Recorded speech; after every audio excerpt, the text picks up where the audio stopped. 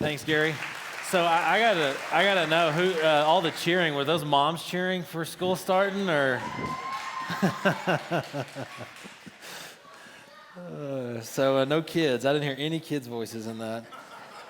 I can remember as a kid just dreading the end of summer, the last few weeks of summer. You can't even enjoy summer break because you're dreading school starting. And even as a teacher, I used to be a teacher. If you're new here, I used to be a teacher. And as a teacher, I had the same feeling sometimes, like, oh my gosh, in-services are starting. I can't imagine. I can't believe summer's almost over. So you don't even enjoy it because of just weight that hangs on you. But Gary's right. This morning will feel a little bit different because the last portion of our time together, we're gonna call out our teachers. And I know some of the teachers are like, I don't want to be called up front, but we're gonna ask you to come forward so that we can pray over you. It won't be a big deal. It won't be embarrassing, but we want to honor you. Because we're thankful for what you do for our city, for the next generation. We can clap for them. We're thankful for what you do. We know that you have a tough job, and the calling on your life to influence the next generation and prepare them for life. It's a huge calling, and there's a lot of burden. The weight of that calling is big. So we want to honor not just teachers. I keep using the word teacher, but educators, all educators. So we're going to get to do that this morning. And we'll finish with that. But this morning, because of that, we're going to have a pretty quick message. So if you'll go ahead and turn to Mark chapter 5, I'm going to set it up real quick, and then we're going to read about 20 verses, a story that whenever we read it, you're going to think, why in the world are they reading about this demon-possessed man who breaks out of shackles on a day that we're honoring teachers? And if you've ever been in a classroom with 33 middle schoolers, you've experienced this at some level. But last week we talked about what we're saved from, that we're saved from brokenness, we're saved from sin, we're saved from death. And that's an important part of the gospel message. And that's the part of the gospel message that we repeat over and over, week in and week out, because we want people to experience transformation and freedom from the brokenness of this world. And even though we live in the brokenness of a world that weighs heavy on our hearts, last week we talked about in John 14, as the disciples are walking through a hard time, Jesus looks at them, and instead of being concerned about the hard time that he's going to walk through, he tells them, let not your hearts be troubled, but believe in me. And he gives us this formula for how we can find comfort and how we can find peace in a broken world, and it starts with belief and trust. So last week was about what we're saved from. This week will be geared towards what we're saved for.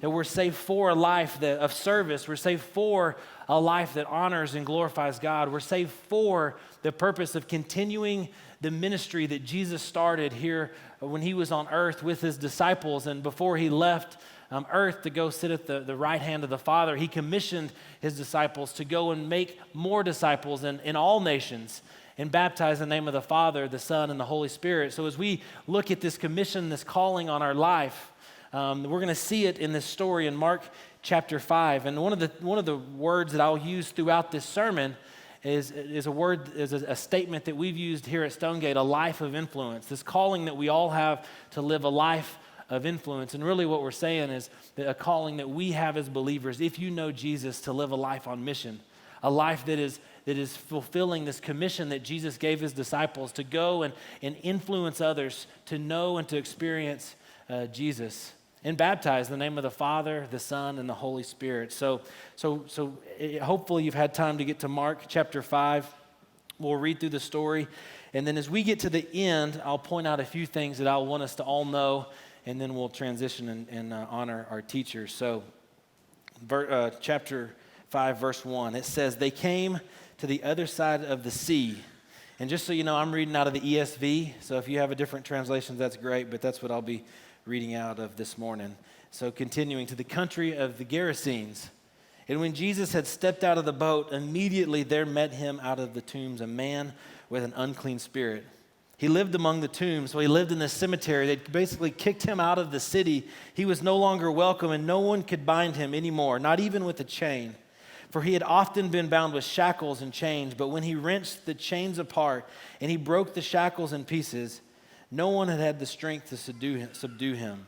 Night and day among the tombs and on the mountains, he was always crying out and cutting himself with stones. So you see this picture of this guy who's just experiencing torment. And when he saw Jesus from afar, he ran and fell down before Jesus and crying out with a loud voice, he said, "What have you to do with me, Jesus, Son of the Most High God? I adjure you by God, do not torment me." For he was saying to him, Jesus was saying to him, "Come out of the man, you unclean spirit." And then Jesus asked him, "What's your name?" And this demons that are the spirits that are within this man, they speak and they say, "My name is Legion, for we are many." And he begged Jesus earnestly not to send them out of the country. Now a great herd of pigs was feeding there on the hillside. And they begged him, saying, "Send us to the pigs, let us enter them."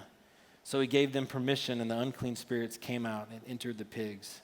And the herd, numbering about 2,000, rushed down the steep bank into the sea and drowned in the sea. So it's a pretty intense story, right? And then here's where it applies to all of our lives. Verse 14, the herdsmen fled and told it in the city and in the country. And people came to see what it was that had happened. And they came to Jesus, and they saw this demon-possessed man, the one who had the legion, sitting there. And they clothed and in his right mind. And remember that, because that'll be the first point we come back to, that he's in his right mind, and they were afraid. And those who had seen it described to them what had happened to this demon-possessed man and to the pigs, and they began to beg Jesus to leave, to get out of this region. As Jesus was getting into the boat, this man who had been possessed with demons begged Jesus that he might go with him. And this is kind of a twist in the story. This man has just experienced transformation. He went from being an outcast, forced to basically live in the cemetery, being chained up, and now he has experienced freedom, he's experienced hope. And he asked Jesus, "Can I go with you?" And I would assume, as I'm reading this story, that Jesus would say, "Yeah, come on. Come join me in where we're going. Join me, follow me in this mission." But Jesus answers differently. Verse 19, he says, "And Jesus did not permit him, but said to him, 'Go home to your friends and tell them how much the Lord has done for you and how he has had mercy on you.' And he went away and began to proclaim in the Decapolis how much Jesus had done for him, and everyone marveled." So this first point I want us to point out is that a life of influence, because we want to answer the question this morning, who is called to a life of influence? And a life of influence starts with knowing Jesus. And this is the most important point that we're going to make this morning, because if we don't understand this point, then the rest really are meaningless. And I could stand here and I could encourage you and maybe even guilt you and try to motivate you to live a life that is on mission, a life that is on influence. But if first you don't already have a relationship with Jesus, then really all I'm doing is pushing legalism and religion on you and the pressure of performing acts that would honor God without a heart that is known by him. 2 Corinthians 5, Paul, he writes it this way. He says, "Therefore, if anyone is in Christ," you don't have to turn there, you can look at the screen. This is verse 17. "Therefore, if anyone is in Christ, he is a new creation." This is good news. And when we have a relationship with Jesus, when we give our heart to him, that we become a new creation. The old has passed away, and behold, the new has come. So the first part of the gospel is that we are saved from sin. We're saved from brokenness. And that because of Christ's sacrifice, we can know him, we can know God, and we can have a relationship with him. And we are made righteous. The old has passed away, the new has come. But then Paul writes this in verse 18. He explains what we're saved for. "All this is from God, who through Christ reconciled us to himself. And then he gave us the ministry of reconciliation." So yes, we celebrate what we've been saved from, but we must recognize that also that what we're saved for. That God reconciles us to himself, and then we get to be agents of change and even agents of reconciliation for others. And that's what it means to have a life on mission, or to live a life of influence, of seeing God's calling on our lives to be people that help reconcile them and their hearts to God. As we went through the Sermon on the Mount in Matthew chapter 5, Jesus talks about with his disciples and the crowd, he talks about how they are to be salt and light. And one of the things we talked about is salt was used for a couple different reasons in ancient history. One, it was used to enhance flavor, and that's what we use salt for still today, but also it was used to preserve meat that was decaying. And when Jesus told them that you are to be salt, what he was telling them, he was basically giving them an identity that you are to be agents of change. You are to be agents that preserve a decaying world. You're to be ministers of reconciliation. So there's this calling on all of our lives, but it starts with knowing Jesus. And it begs the question, do you know Jesus? Have you experienced this life-transforming relationship with Jesus?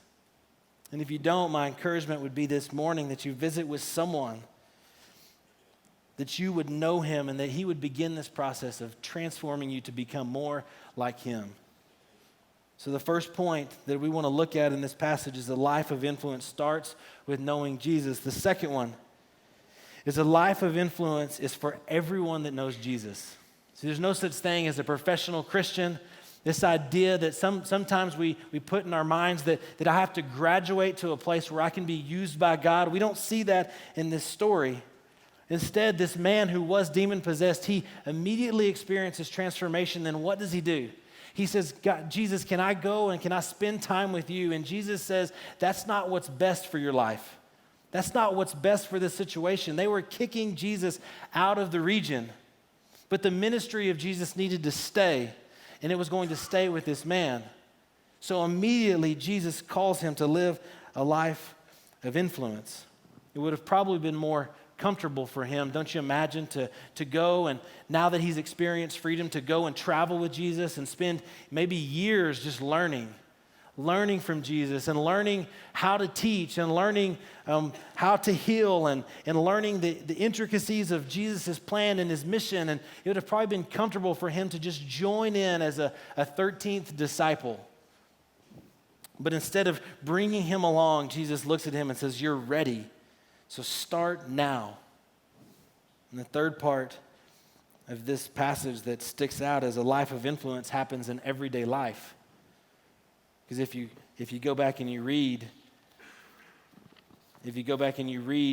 verses 19, when Jesus said of Mark 5, Jesus says he did not permit him to travel with him, but instead Jesus says this, go home to your friends and tell them how much the Lord has done for you and how he has had mercy on you. Sometimes we have this idea that a life of mission happens in Africa, or a life of mission happens in Mexico. A life of missions means that we are going to go somewhere else and do something for the gospel. And yes, that is an important part of missions.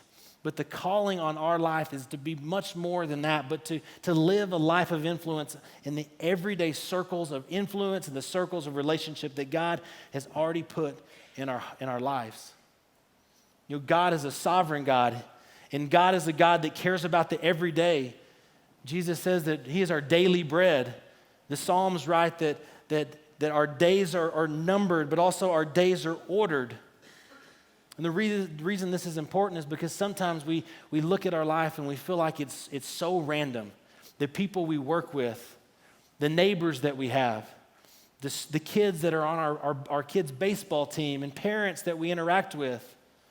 Maybe it's for school teachers, it feels random, the students that you have in your class. Or for students, and maybe it feels random, the teacher that you have. See, but God cares about every single day, and maybe it feels random that your job or your spouse's job moved you to this place in Odessa, Texas. But even as you sit here in this place, the calling on our life is to live a life on mission, a life that honors him and serves others. And the thing about a life of influence is that you can read almost any leadership book. And maybe you have read a leadership book or a podcast that talks about the importance of living life on mission. That's this calling that Christians have, but also in non-Christian circles, there's also this calling to lead people and to influence others and win friends. And there's all these books that talk about the same thing and use similar language. So where do we differ as followers of Jesus who want to live a life of influence to the rest of the world? And where we see it is at the very end of this passage in verse 20, and he went away, the demon-possessed man, and he began to proclaim how much Jesus had done for him, and everyone marveled. See, the reason that we're called to live a life of influence is not so that people will see how wonderful we are, or see how good we are, or see how nice we are, or see how much we know, but instead we want to live a life of influence so that we can show how good God is, so we can show how kind God is. We don't show goodness for goodness sake. The reason we show goodness is because we have seen how good our God is, and we live in a world that needs to know about his goodness. We show patience because we've seen God's patience and we've experienced it. We show love because we've witnessed God's love in our own lives. We show kindness because we've seen God's kindness. This call to live a life on mission is for all of us. But in this room and in our community, we have a group of people who have an amazing opportunity to live on mission and to influence the next generation in our schools. In a second, we'll show you a video, and when we call the teachers up to pray over them, it's because we recognize how hard of a job you have as teachers. We recognize that it's a thankless job. And sometimes you're not appreciated and not paid what you deserve, and it's an overwhelming job. In my few years of teaching, I've experienced the stacks of papers that needed to be graded, and the plan of I'm going to do this on my conference, but then someone comes by because there's not enough substitute teachers, and then you've got to give up your conference to go and cover someone else's class. And being a teacher is overwhelming and it's hard, and we all in this room recognize it for our educators. But the hardest thing for me as a teacher, the hardest thing that I experienced was feeling like I wasn't making a difference. And I didn't have the wisdom to know that whenever you plant seeds, sometimes it takes a long time for those seeds to germinate and those seeds to grow into plants and for those seeds eventually to produce fruit. Sometimes I would go home at the end of the day and I'd feel like, man, I did not make a difference today. And that was the part that I struggled with the most. And I can think of one particular student that I had whose name was Malcolm. And my first year of teaching, when Malcolm came into my classroom, actually a couple days before school started, I got a list of my students. And all the teachers do this. They look at each other's lists and see what names they know and see what kids each student is going to have. But I was a first-year teacher, and I knew nobody. And I had someone look at my list, and they saw Malcolm's last name, and they're like, man, you're going to have your hands full with Malcolm. Because his last name was a name that for cousins and brothers and sisters, they'd come through that school, and everyone knew their last name. So they immediately said, you just be ready for Malcolm. So Malcolm became my mission. I was going to pour into Malcolm's life and try to make a difference in his life. And all throughout the year, I felt like I never really impacted him. He's a smart kid. I wanted him to know the potential he had. He was kind at heart, and I wanted him to see how much opportunity he had if he would just take advantage of it, and how much potential he had. And I ended the school year not thinking that I made any difference in this kid's life. And then God in his goodness allowed me to run into him about 2 years ago. And now he's a police officer. And I don't know that I made a difference in his life at all.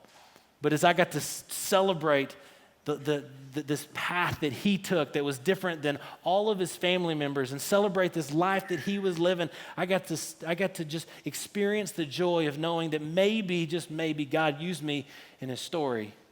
And I've had other students who, and it's not because I've done anything special, but I've had other students that are protecting our country and are just leading their families well and are serving in their churches and are just productive members of society. But I didn't have the wisdom to realize that the effort and the work that I was pouring into them in those moments that would eventually produce fruit years down the road. So I found myself in a place of discouragement. And the reason I tell you teachers this is because what you do matters. It's a hard job to teach and to educate, but what you do matters. When I think of teachers that have meant a lot to me, I have two that come to mind. One, as a seventh grader, as a middle school student, I had a coach whose name was Tony Anthony. And I actually got to run into him as well at a football game and tell him how much he meant to me. But Tony Anthony was not the nicest teacher or coach that I interacted with. And actually, he was kind of harsh. But Coach Anthony, He drew out in me a belief in myself that I didn't know I should have. He saw more potential in me than I saw in myself. And the lessons I learned as he pushed and prodded and challenged me and my friends to be better are life lessons that I will hold on to forever. And I also think of a guy who coached me in high school. His name was Gary Bridges. He was my basketball coach.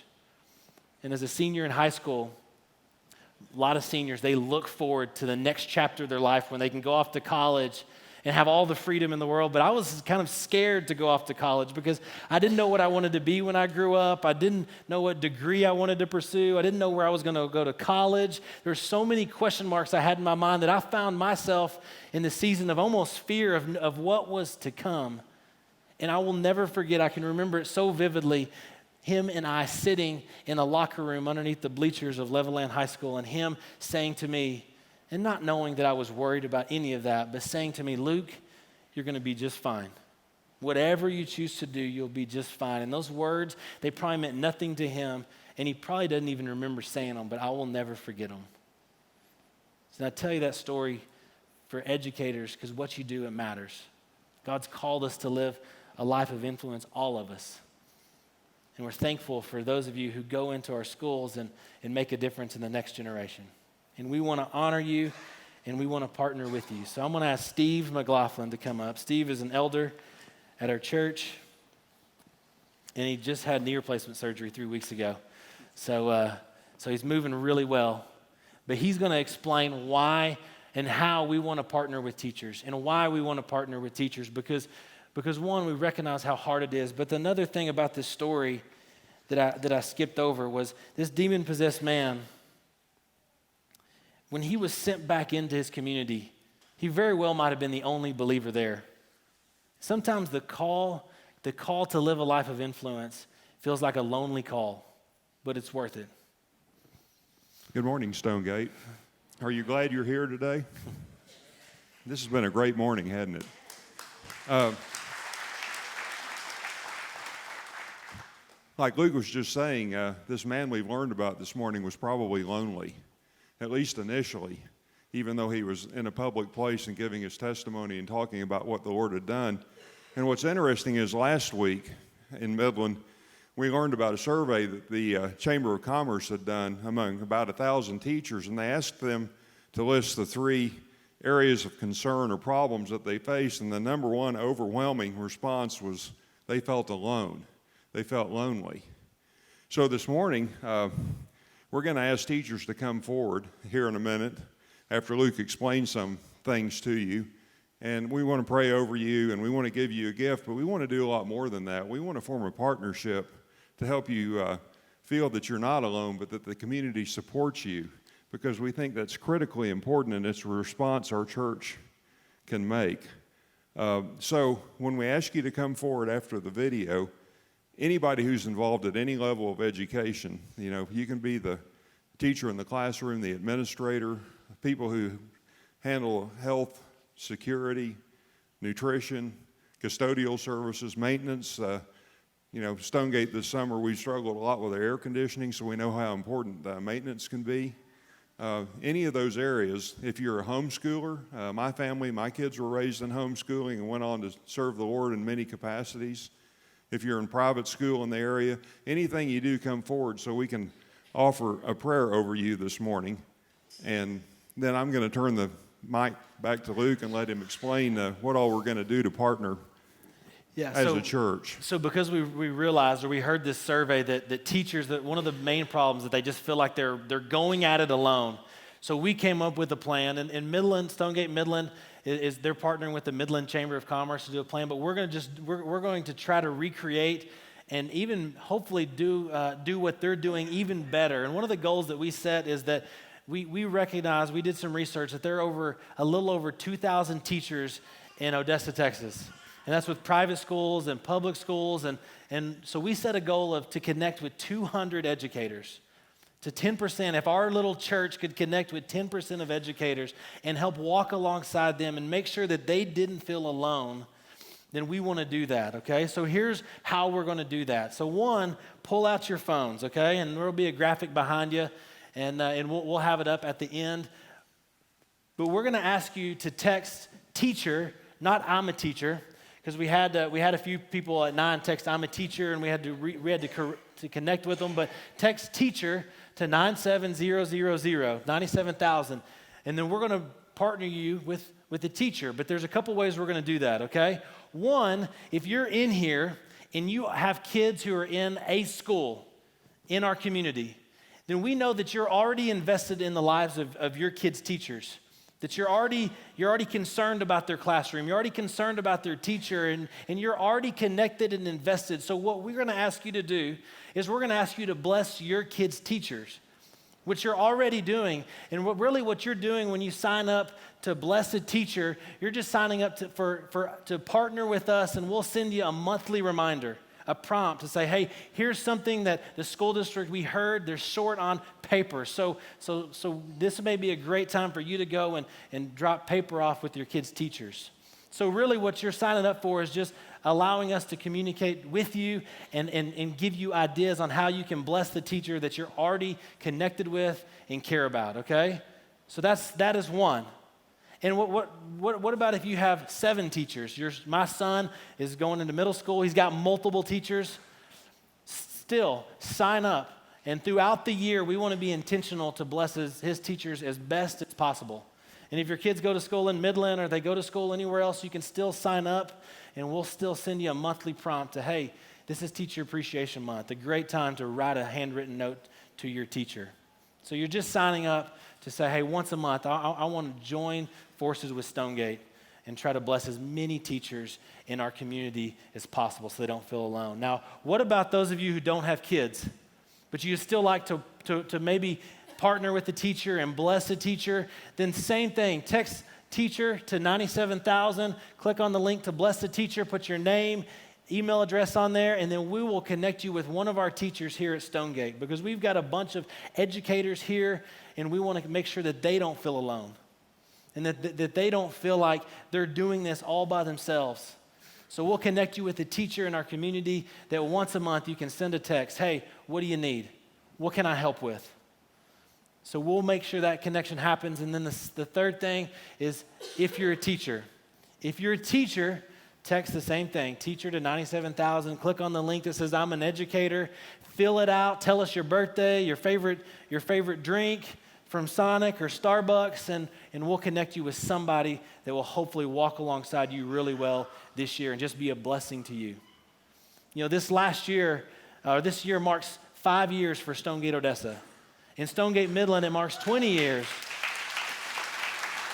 So this year, we had this conversation. What do we do to celebrate 20 years, and what do we do to celebrate 5 years? And do we do a party? Do we do a big celebration? Do we rent out the Wagner Noel? What do we do? And we decided the best thing that we could do is just try to impact our teachers. And then in October, we're going to do a big push to impact first responders. The people that give their lives for our community, we want to just walk alongside them and just try to help them and be a blessing to them. So our goal is 200 teachers. So we had 50 in the 9 o'clock service. That means there's 150 of you that's got to text in teacher to 97,000. And I don't care about goals, but I think it'd be amazing if this little faith family could make an impact that big in this city. So we're going to show a video, and as soon as the video plays, and when it's done, we played this video last year. But it was we actually went through the process of making a new one, and then we realized it's just so powerful. Why remake it? Just show it again. So teachers, as soon as this video's over, we want all educators, no matter what role you have, to come forward and stand up here. Steve's going to pray over you, and then we have a gift that we want you to take with you. Okay? So here's the video. When it's over, educators, come forward.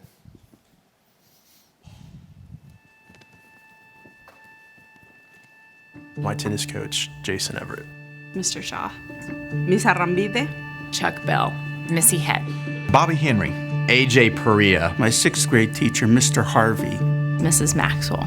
Mr. Gibo was my high school art teacher. Mr. Dooley, he was my band teacher. My 1st grade teacher, Mrs. Bridges. My 4th grade teacher, Mrs. Albright. My high school basketball coach, Kelly Vaughn. Coach Flanagan. Dale Hall. Gary Arbino. My third grade teacher, Miss Gamble. Actually saw him reading his Bible before a tennis tournament one time, and it kind of clicked with me where I knew that he was a believer, and it kind of made sense as to why he had so much peace about him. I was not very good at math, and he never gave up on me. He never told me that I wasn't gonna get it. He always knew that eventually I would. I did not know how to read, and she pushed me. You know, she just kept working with me. Like after school, she would be there, helping me out. And because of her, I learned how to read. When I was a senior in high school, Missy Head and her husband David did everything they needed to do to make it available for me to live with them. Every Tuesday morning, I knew I'd get a phone call from Bobby Henry. He'd go, "Hey, hero." It was like, oh yeah. With tears in his eyes say that, I'm so proud of you for not giving up, for not quitting. It was helpful to have somebody not only tell me the things that I was good at and compliment me, but also tell me the truth in a way that I needed to hear it. He really encouraged me to push the limits with art and push into this creative output that he saw in me that I think I had, but he really pulled it out of me. My parents, who are awesome parents, forgot my 10th birthday, but Mrs. Albright did not. From the moment I walked in, she said happy birthday, and she acknowledged it, and the class sang happy birthday to me. He taught me what it looked like to walk with Christ. He was so impactful, actually. Then we invited him to come, and he married my husband and myself because he introduced us. He was woven in my life for years. She pushed our team really hard, and there were days when we did not like her, but at the end of it, I think she taught us good teamwork and work ethic and just not to give up even whenever things were hard. He was very intentional with me, and it wasn't a Sunday, Wednesday kind of thing. It wasn't just when we met here. It was like outside of youth, he'd be texting me. It was an all, every day, all week kind of thing. I just remember walking into her classroom every day, and she would call us by name, and she would just tell us how excited she was that we were here. He helped me really fall in love with the Bible and what the Bible has to say as a whole, as a big story. Grew up in a single-parent home with no dad ever, and so he might have been the first man that actually ever paid attention and made me feel like I had something to offer. I literally cried like a baby in the classroom at the end of 6th grade. I still, at this age, think about him all the time. Teaching is such a high calling. It's an honorable profession. Teachers are thrown into the greatest mission field we have in the United States, if not the world. Teachers are really on the front line of interacting with students. What they do day in and day out is ministry. It is a calling. I want the teachers of our city to know that you are cared for. What you do matters. What you do day in and day out matters. What you do changes lives. You make us better. Your job is tough. I hope you know that we have your back. I know sometimes you feel overworked, underpaid, and underappreciated. Your time and your sacrifice is not in vain. You do make a difference. What you do is a beautiful picture of Jesus Christ. You sacrifice time, you sacrifice money, you sacrifice time with your family, and you lay down your lives and sacrifice for our children and for our families. And so for that, I'd say thank you. Thank you. Thanks for being there. Thank you. Thank you. Thank you. Thank you for your service to the community and to the next generation.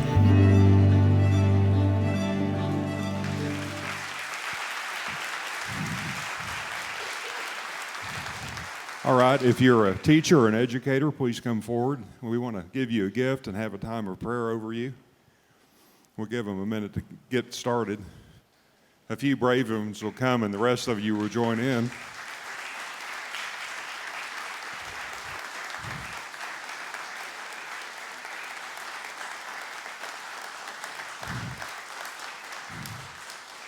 The testimony in the video is repeated, I'm sure, by many of you, if not all of you sitting here. It certainly is for me. I grew up in the public school system in Odessa. I started elementary school, Burnett Elementary, a few years ago. I still remember my first grade teacher, Miss Amy Teal. We did school in those days without any air conditioning. And so I know it's hard now, but it's always harder. You know, for those of us that are older, we had it harder than you guys do. But I just want you all, as educators and teachers, to know how much we appreciate you. I went through the system at Bonham, athletics, music. When we started Stonegate a few years ago, I started helping a little bit and coming over and walking around the place. I thought, wow, I hadn't changed very much in all these years. And then I went to Permian and spent some time in programs like band with people like J.R. McIntyre, so I could add a list of 20 to 30 or 40 teachers to those you heard this morning, and they all lived and worked here in Odessa. So I want to thank you for what you do in influencing the next generation in the place where you live, in the place where you can make a difference. And I'd like for the church one more time, stand up and show your appreciation for our teachers.